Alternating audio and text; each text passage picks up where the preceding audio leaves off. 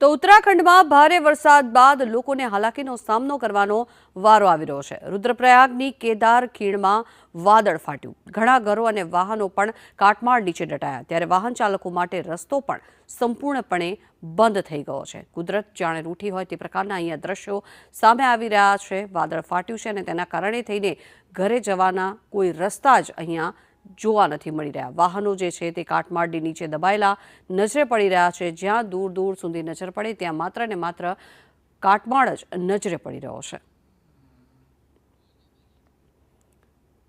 તો સતત અને અનરાધાર ઉત્તરાખંડમાં થયેલા વરસાદ બાદ અહીંયા તારાજીના અનેક દ્રશ્યો સામે આવ્યા છે। રુદ્રપ્રયાગની કેદાર ખીણમાં વાદળ ફાટ્યું અને તેના કારણે થઈને અનેક રોડ રસ્તાઓ પર કાટમાળ છવાયેલો અહીંયા નજરે પડી રહ્યો છે। એક સ્થળેથી બીજા સ્થળે જવા લોકોને ભારે હાલાકીનો સામનો પડી રહ્યો છે।